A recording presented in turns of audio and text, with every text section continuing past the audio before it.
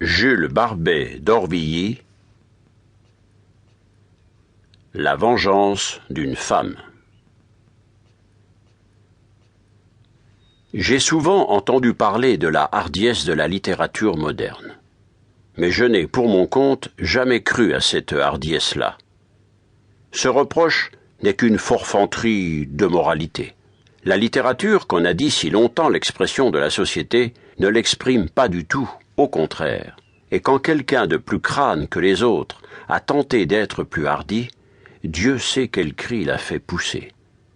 Certainement, si on veut bien y regarder, la littérature n'exprime pas la moitié des crimes que la société commet mystérieusement et impunément tous les jours, avec une fréquence et une facilité charmantes.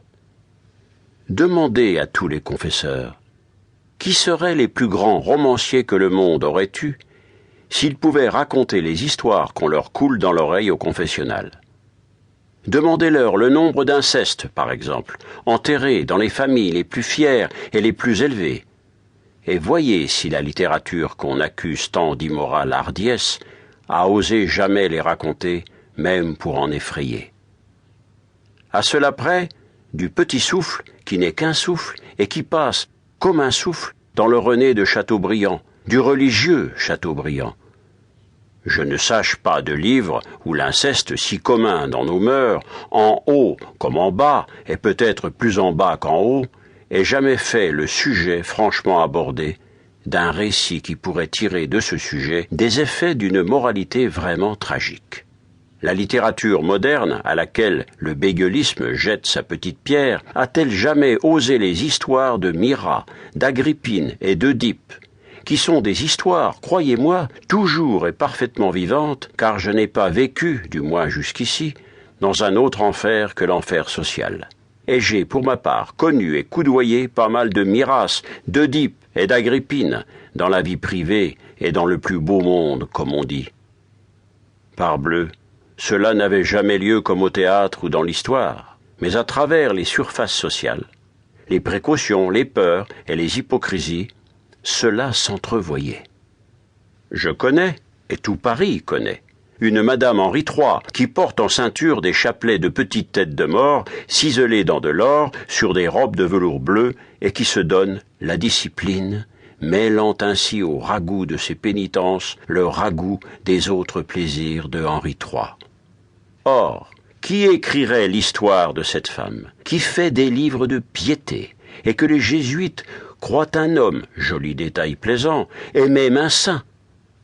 Il n'y a déjà pas tant d'années que tout Paris vit une femme du faubourg Saint-Germain prendre à sa mère son amant, est furieuse de voir cet amant retourner à sa mère, qui, vieille, savait mieux pourtant se faire aimer qu'elle, voler les lettres très passionnées de cette dernière à cet homme trop aimé, les faire lithographier et les jeter par milliers du paradis, bien nommé pour une action pareille, dans la salle de l'opéra un jour de première représentation.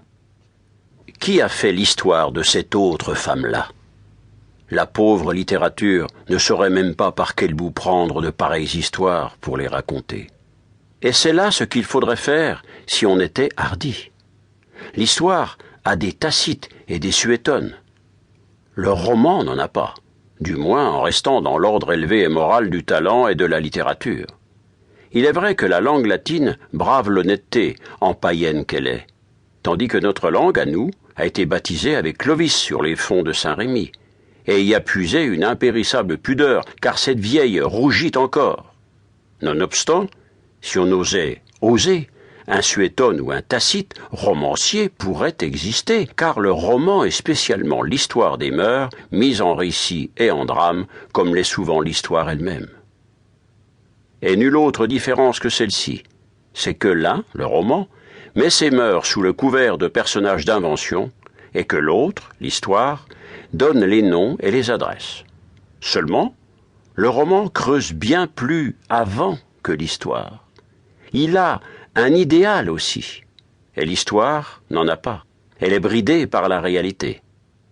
Le roman tient bien plus longtemps la scène. Love laissé, dure plus dans Richard. Pour continuer à écouter ce livre audio gratuitement, cliquez sur le lien dans la description et vous pourrez l'écouter en entier sans frais grâce à l'essai de 30 jours d'Audible.